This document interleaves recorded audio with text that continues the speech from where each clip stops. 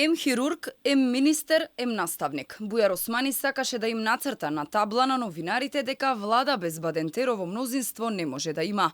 Иако ниту во устав, ниту во законот за влада не пишува дека за формирање влада е потребен процент од немнозинските заедници. Портпаролот на ДУИ е убеден дека не е важно само кој ќе освои мнозинство од 61 пратеник, туку и кој ќе има мнозинство по Бадентер. Со тоа уште еднаш индиректно се закани дека не може да има влада без неговата партија.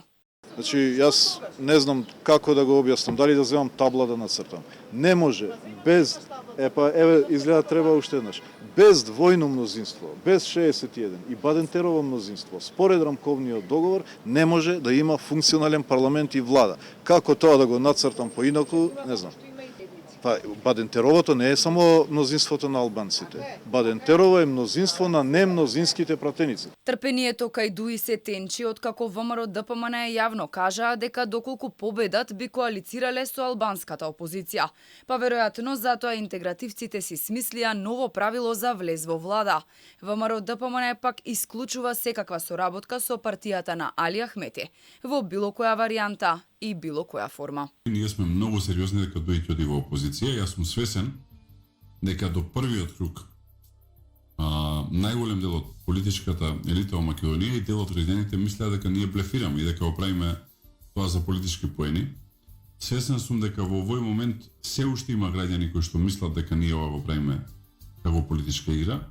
Остануваме на зборот и соработка со Али Ахмети нема да има, не знам, пократко и а председателот на СДСМ конечно се одважи да упати барем блага критика кон неговиот коалициски партнер ДУИ, иако цело време молчеше за се што правеа интегративците.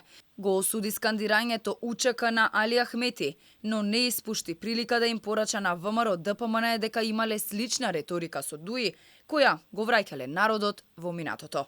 Во однос на несоодветното скандирање на плоштадот Македонија, бидејќи тие се анахрони скандирања кои не враќаат 20 години назад во едно закопано минато кое што сме го надминале со Охридскиот рамковен договор, кое што сме го надминале со членството во НАТО благодарение на СДСМ. И исто така упатив порака и до претседателот на ВМРО ДПМН и до претседателскиот кандидат на ВМРО ДПМН Гордана Силјановска дека националистичка реторика не води никаде.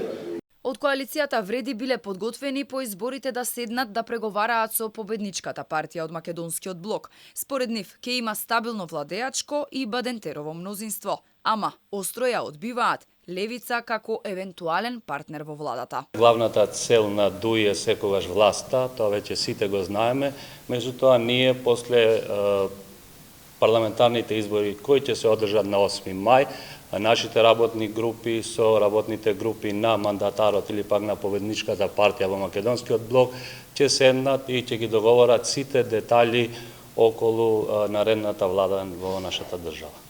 Двете коалиции од албанскиот политички блок се уште тактизираат околу поддршката за претседателските кандидати Стево Пендаровски и Гордана Силјановска Давкова на вториот круг од изборите.